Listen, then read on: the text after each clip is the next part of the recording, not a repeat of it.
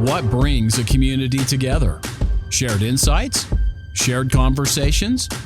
Welcome to Open Door by Cox Communities, tackling the big questions on the minds of smart community business leaders.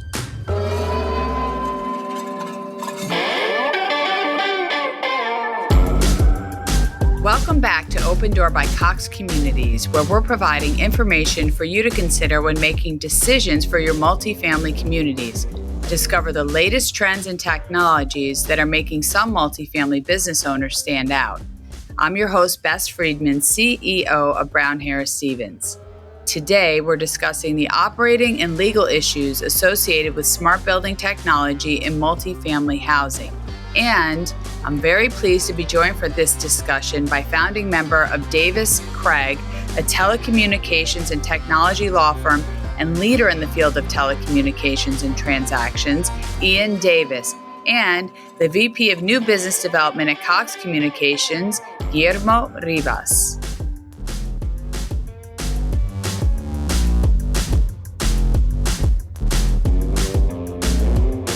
Welcome, Ian and Guillermo. I would like to begin our discussion here today by talking about why it is so important to have someone versed in smart building and telecommunications involved in contract negotiations from the very beginning. Ian, from an owner's perspective, why is this a must? There's a couple of things at play here, and it used to be that we focused on telecommunications, and increasingly we are adding smart building to the mix. And the reason why it's important from my perspective is the smart building increasingly relies upon connectivity. In order to have the smart building work properly, I have to have a solid connectivity agreement, because in the absence of that connectivity, now my smart building doesn't work.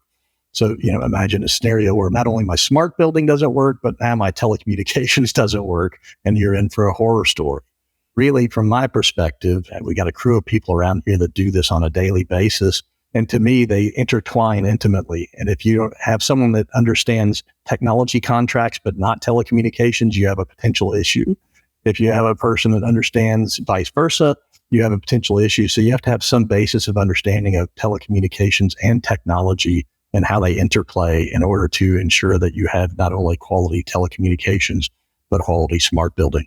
Got it. And Guillermo, approaching this from a provider perspective, why is this something that you think is critical? From our perspective, what we found is that when an owner focuses only on representation from a real estate standpoint, there's a lot more nuances when we're talking about smart technology and telecom laws, everything from FCC laws all the way down to local, state, and city ordinances that may apply. The other reason, quite frankly, is an owner may have a vision, and sometimes that doesn't get translated very well. And what they want and what their vision is may get missed in an agreement by both the provider and the owner's team. So having someone engaged that really knows what the owner's vision is for that property will help that owner ensure that any provider that's going to be providing services meets their expectations. So Ian, when you evaluate a contract, what are the top considerations you look out for? Boy, there's a lot of them. I will tell you that for purposes of today's discussion relative to telecommunications and smart building, on smart building contracts, I really look at 5 key things. You got insurance, you got indemnity, you have data ownership and control, data security, and privacy. And if people would just look at those 5 things, it would be tremendous. If they would go one step further and either engage a trusted internal or external advisor and their risk management people from day one, it would be shocking how much better these deals would flow, because what happens is they're often at the 11th hour before they're brought to us. And when you look at the insurance and indemnity and these sorts of things that are often missing, then things come flying off the rails. The tie-in with telecommunications is very interesting, because there are a litany of things that I've counseled clients both privately and at conferences in the past. But to me, one thing that jumps out at me is whoever your internet provider is that is going to support your smart building technology, service level terms, customer service terms, how much time is the network up? What is the repair time? What is the trouble ticket fix time? those things become eminently more important because it's not just residents' ability to connect to the internet now, but also my ability to operate anything from access systems to thermostats to, any number of things that I connect to this smart building system. So folks like Guillermo and others who have crossed swords with me over the years about service level terms are probably going to grow even more tired of hearing about how important it is to have these service level terms, because it impacts your ability to now operate your property as well as have one of your most important amenities in the form of internet services.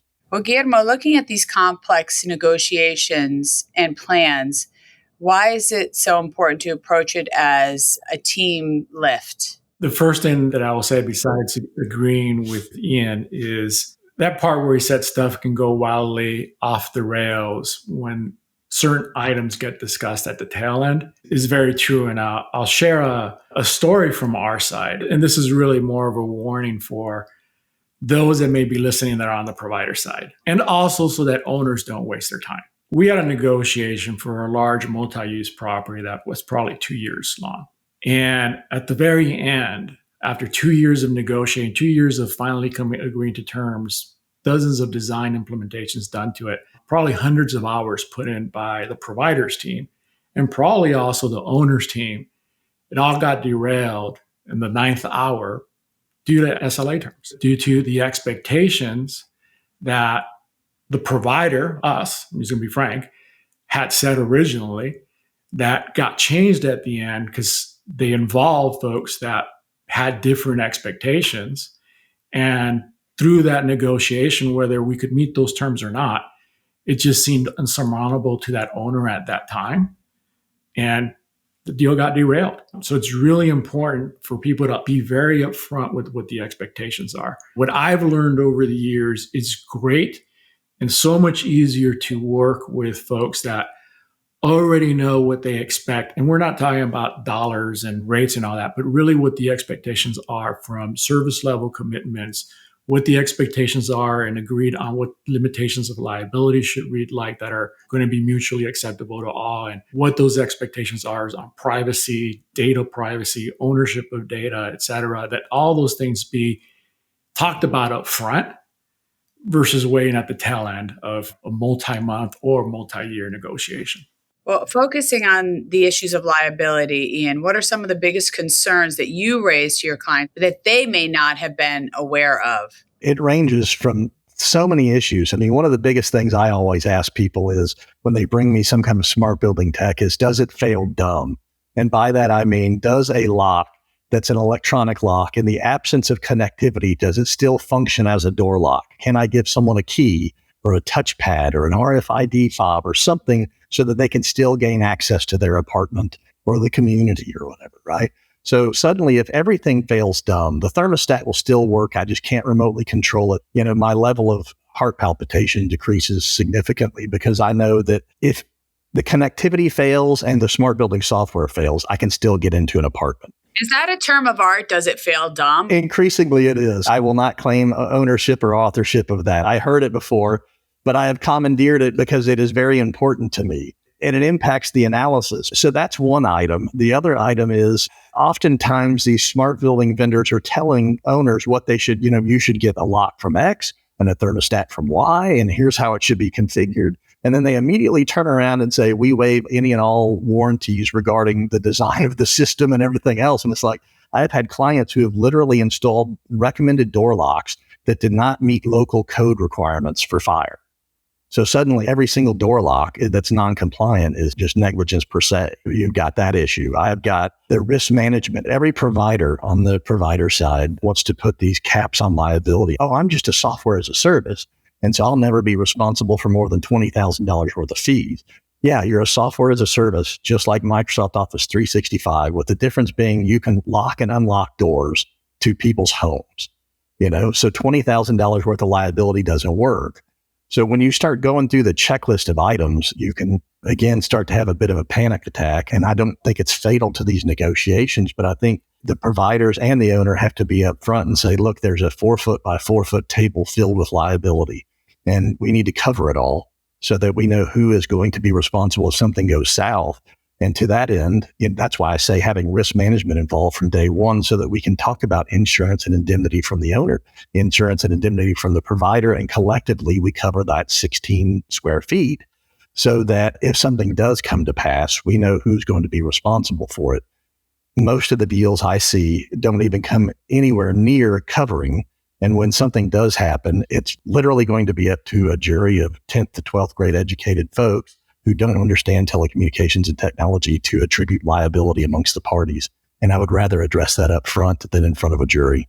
Very smart. Well, Guillermo, when it comes to smart home technology, there can be a number of companies responsible for the various devices and features in any given unit.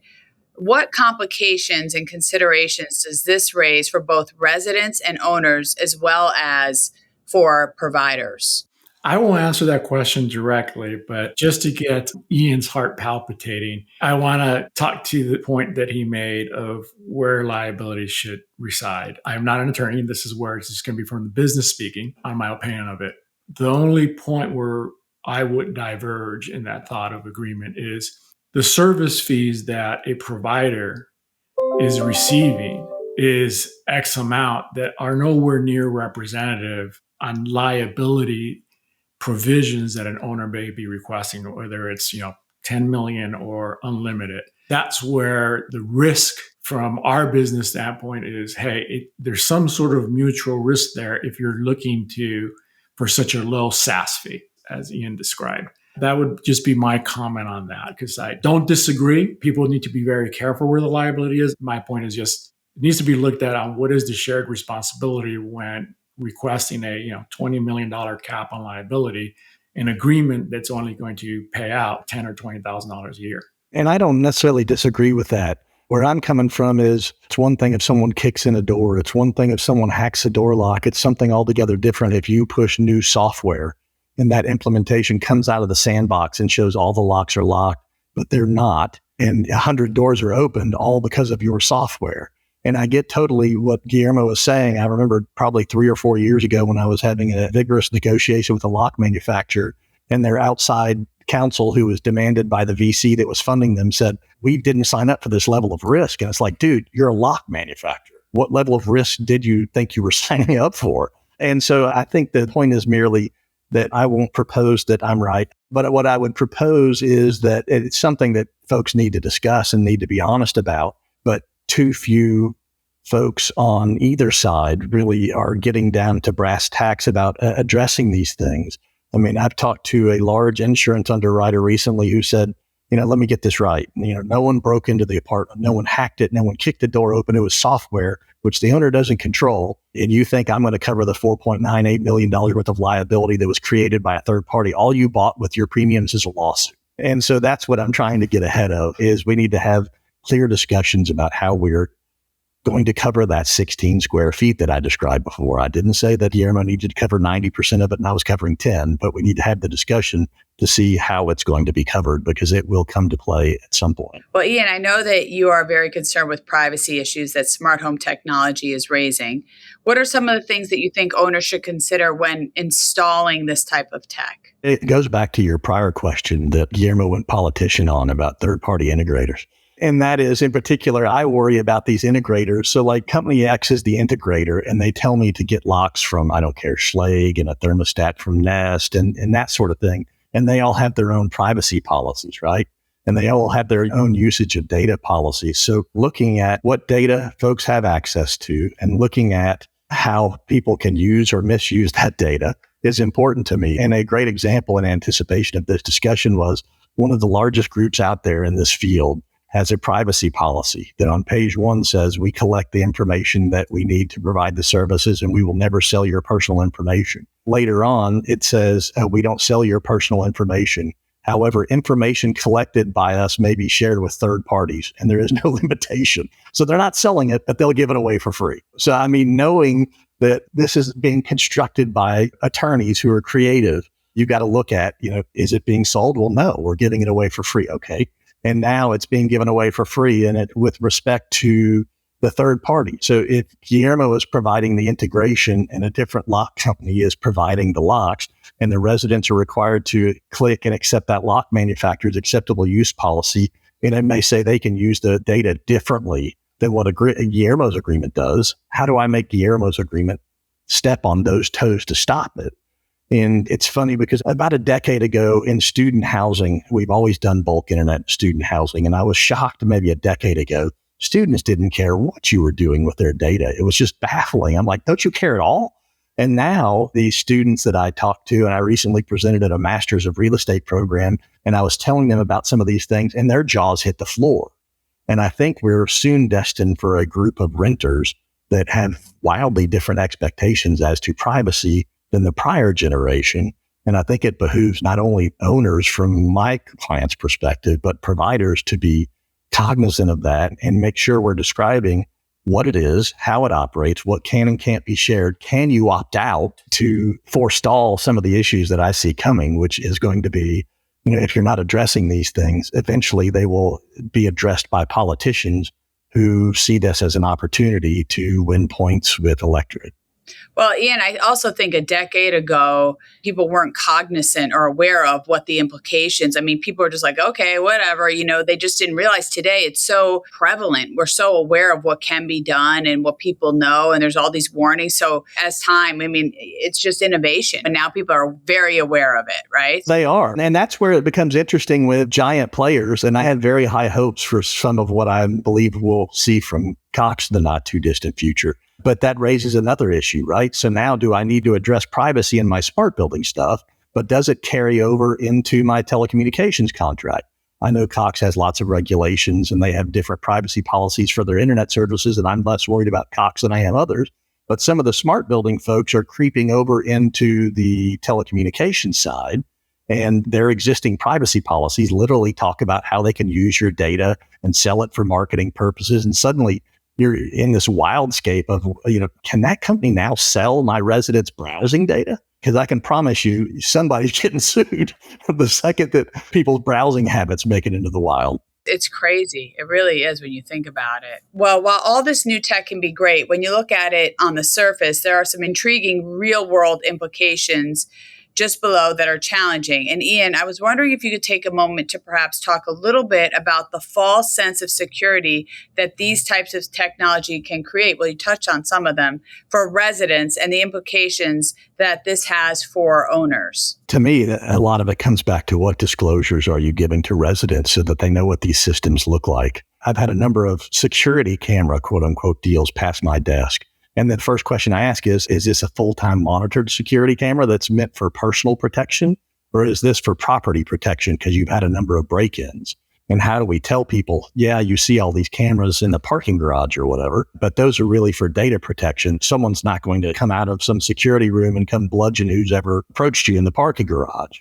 And so it's really about informing people. The same thing goes with the smart building tech. Having a lease addendum where residents acknowledge that you have the system, and here's what providers are on it, and here's a link to their privacy policies or whatever, and you acknowledge you're using this system and we're not the service provider. I have found that if you just disclose to people and they can do their own research if they care to do so, you have won 80% of the battle. But that's where so much of this becomes problematic. I have a law degree and I practiced for 25 years doing telecommunications and technology contracts. And I look at these privacy policies and a lot of these data policies and my head explodes. Like I described the one earlier where we had these seemingly conflicting policies. And when you go on to the Apple App Store, it tells you what data they capture and they've placed none.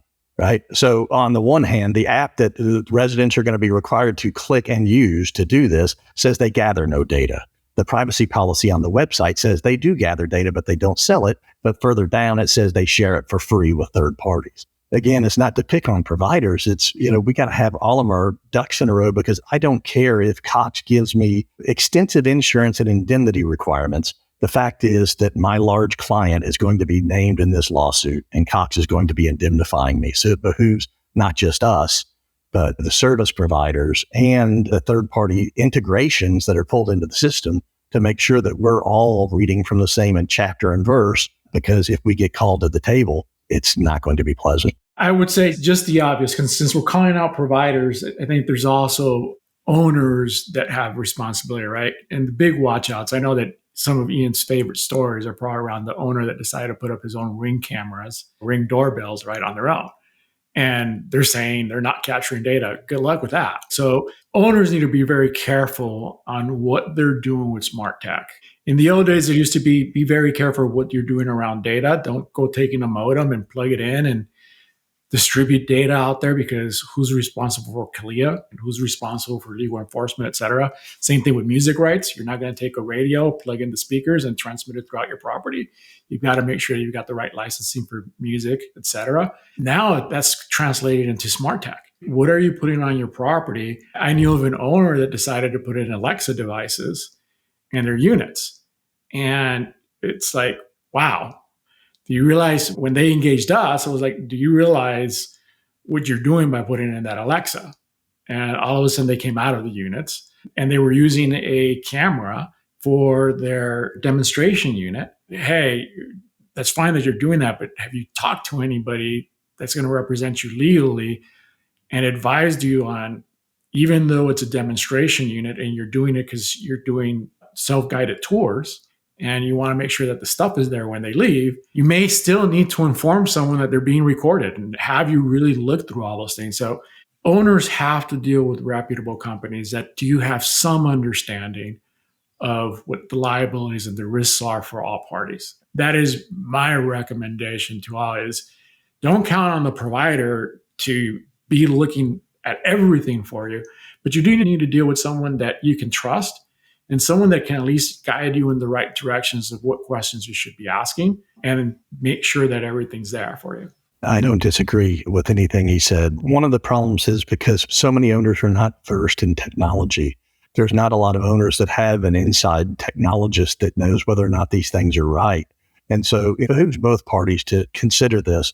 But what I keep running into is, we provider the expert in this area, and here's what you should do. Well, I mean, the reality is I believe, and this goes back to my compliance with laws discussion, is I believe there are 9 or more states that have their own individualized privacy laws. There are 13 or more states that have specific technology/smart building laws, right? And so you have this patchwork. And so the owner is just blindly relying on these service providers. This system is going to work. And so anyways, it all comes down to communications. And it's funny because Guillermo and I are on opposite sides of the table and have been for 20 plus years. But it comes down to communications and determining what makes the most sense for both parties and disclosing it. But if someone tells me to paper a contract and these are the locks we're putting in, I, as the attorney, am not going out and seeing in Nevada what is the law about, fire ratings on door locks. Who's going to be responsible for that? And if it's in the contract that it's the owner's responsibility, then put it in all bold and caps and highlight in red or something, so that they know they need to be looking for it. Yeah, don't hide it. It's not really fair. Like, don't misrepresent, don't hide it. So at least people can protect themselves. It's such a good point, Ian, really. Yeah, my mentor used to regale me with West Texas-isms, and he used to say that, no, you get angry about this stuff, but don't impute evil to incompetence. What you're getting mad about is that you think they're trying to skullduggery on our clients. And the reality is they just hadn't thought through these things. And we saw this when some of the early fiber to the prim stuff came out. And they're like, we're just going to punch through this wall. And it's like, that's a fire rated wall. You're not just going to quote unquote punch through it. So I think we as an industry need to be sharing thoughts on these things and how to address them. Very well said, Ian. Thank you. Guillermo, as a provider, how does Cox approach the unique security and privacy challenges that smart home technology has created? As Ian alluded earlier, we've been on the opposite side of the table, but we at Cox do agree on one huge term, which is none of us want to be old terminology on the front page of a newspaper or on some streaming website about some hack that happened, or some smart technology that went haywire and 1,000 doors are open and all of a sudden stuff is missing. So we take at Cox security very, very seriously, especially being an ISP provider. We provide services to schools, hospitals, government facilities, all those things. So we don't just proof our network for a residential apartment building. Our network is proof for all sorts of security and government things that we do as well. So our standards are very high on what we're doing from a security standpoint with data on the ISP side. We firmly believe that data privacy is very important, and everything and all uses of data need to be disclosed to all parties that are engaged. We may or may not at times agree or disagree, but to Ian's point, if an owner is agreeing that a provider is going to share the data, who's it going to be shared with? Hey, nilly-willy, we're not going to sell it. We're going to share it with everyone, but there may be a need, right? If there's an integration point, it needs to be spelled out. It's going to be shared at an integration point and is not going to go beyond that. And that integrator is not going to use it for any skullduggery, as Ian pointed out. Got it. Well, I was wondering if you both could take a moment to share some scenarios that you have witnessed with regard to not taking the full scope of considerations into account. I can do an easy one. I'll let Ian do more complex storytelling. And I'm going to go just a little bit away from smart technology just to simplify it. An owner has a vision of what they want their community to do, and they may translate that to a project manager or a specific team to go do something. They provide that information to a provider, and the provider is not hiding anything. I know that we all said, hey, why is it hiding a contract? And contract gets executed. Everything is done per the plan that was provided to the provider. But because of lack of communication, what's missed is, hey, everything gets done for the residential, this mixed use environment. Well, what about the wiring for the 2 million square feet of commercial office space? All of a sudden, an owner, because in the agreement it states the provider will provide wiring, all of a sudden you've got a mess on your hands because the owner translated provider will provide wiring to mean provider will provide wiring for the residential, the commercial, and oh, by the way, you guys are installing it. That lack of communication of what that meant is really not at fault of the provider because they're going by what they're being told. But then when the building's about to open up, everybody's running around with their hair on fire going, well, wait a minute. Nobody did any of the wiring from an IDF room to each individual unit. How did that get missed? You got a provider going, well, we provided, 2 million feet of fiber. That's what was called into the contract. What wasn't clear was a statement of work. So statement of works need to be very clear, need to be very clarified on who's doing what, especially when there are multiple integration points. If you're using a provider A for connectivity, provider B for IoT solutions, needs to be very clear. And it may not be in the agreement of the provider, but the owner needs to be very clear in their statement of work where the demarcation is for the provider, so that in their agreement with the other provider, the IoT solution or any other integration point they may have, be it gates, be it EV power stations, that they're very clear of what's required on their part. And they need to have someone overlook the entire project to see if there are any gaps. Everything he just described was a function of what?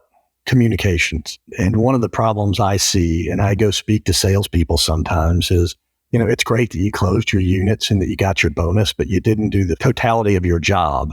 You didn't educate people about what needs to be handled here. I love the notion of a scope of work or a responsibility grid that I can give to a construction person that says, here's who's providing and installing and maintaining each of the 16 components of the data system and the 13 components of the smart building system. And I'm going to use consistent terminology between the two, because in my example, if I'm working with an ISP X and I'm working with smart building provider Y, and I've put different terminology in them, I've created a train wreck. But to me, so much of this is communications, and responsibility grid or a scope of work is important. And seemingly mundane things can blow up on you. I have a dog walker deal. You're like, a dog walker? Why is Ian talking about that? Because they use a smart building tech to get in. And why do I care? Because the dog walker's business didn't quite work out the way they thought it was going to. No one looked at the contract, and they began selling people's data to dog food companies and all this other stuff. And the residents were royally hacked off that this data was being shared with other people. We got, a package delivery company. Again, it sniffs of smart tech because of the access systems and whatnot. Well, it turns out when you look at the package delivery company, they're using gig economy employees. And by that, I mean, hey, here's an app and any serial killer can log into the app and get a package and take it into my $150 million community that I just did with no background check, no criminal check, no nothing. So there are lots of places where a failure to communicate or a failure to follow standards and protocols can bite you in the backside. And I agree with what Ian said. Communication's very important. And what I always tell our sales team, the example that I used to use, because we're not perfect, we've stubbed our toes, but that example that I used to use of, hey, provider will provide wiring, is the communication needs to be there is, hey, you asked us to provide the wiring. Does that mean to you we're going to bring in some spools, drop them off?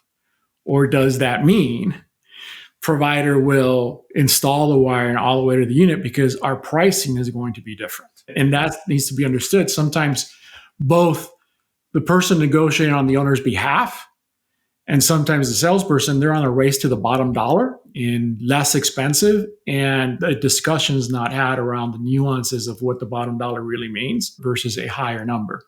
So it's really, I wouldn't say the adage of buyer beware, is really sales rep beware, and really understand, make sure that the person you're speaking with, that's the owner's representative, fully understands the solution that you're providing, fully understands that what you are providing, up to what point it is, where the demarcation's at, and what that solution is doing, so that the owner can identify any potential gaps in that, or does it really meet their vision for what they want?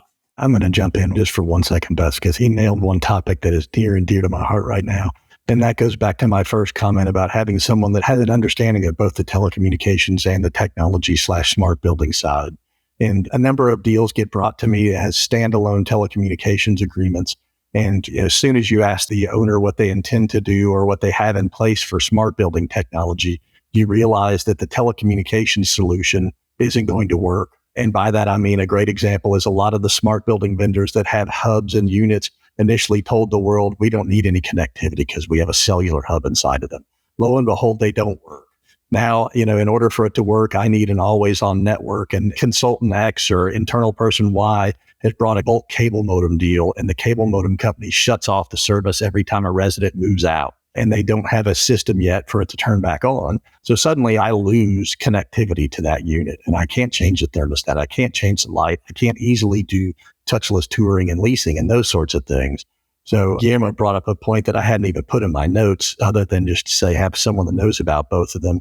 Your telecommunications people can't look solely at telecommunications, and you have to advise them about what your business plans are when it comes to smart tech, and vice versa. Smart tech people can't just rely on the fact that always on connectivity is going to be there because they have a background in a commercial space. And I suspect that circles all the way back to where Guillermo started, and he was talking about a master plan community with SLA terms.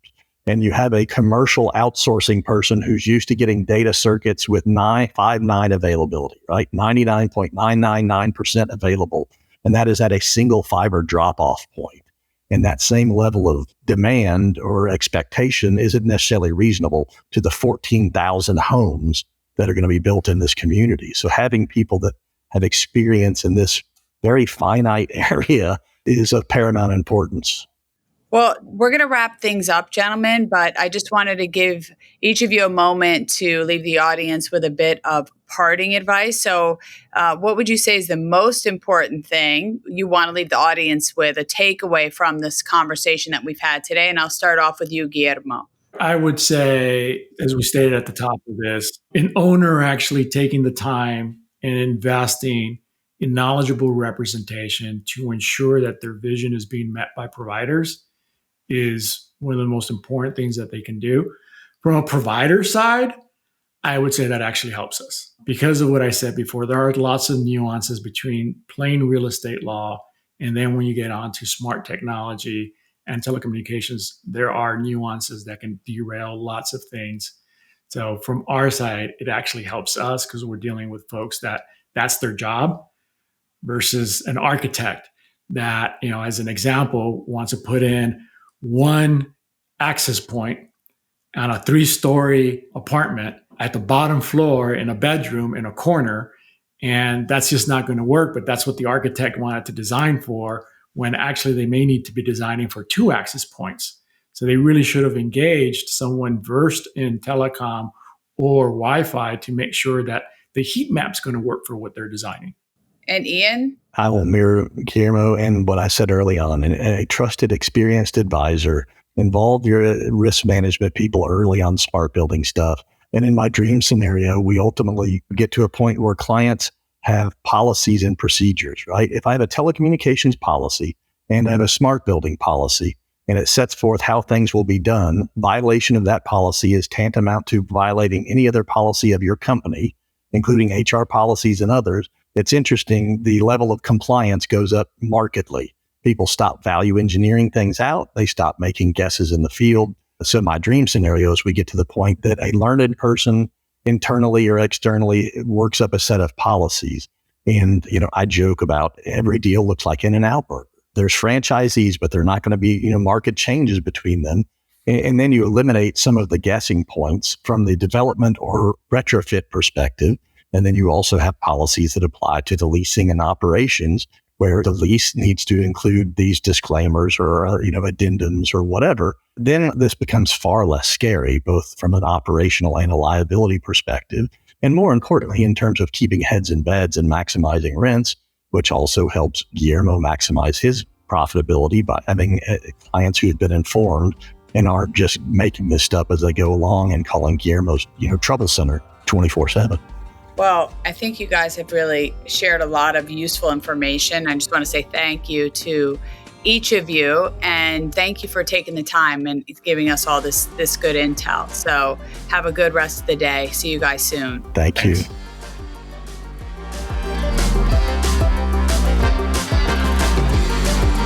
Thanks again to Ian and Guillermo for being on the show today and discussing the operating and legal issues associated with smart building technology in multifamily housing. You can learn more about the amazing work that Davis Craig is doing on their website, mdulaw.com. And if you enjoyed the show, please remember to rate and leave a review. Thanks again for listening. I'm Bess Friedman. This has been Open Door, brought to you by Cox Communities.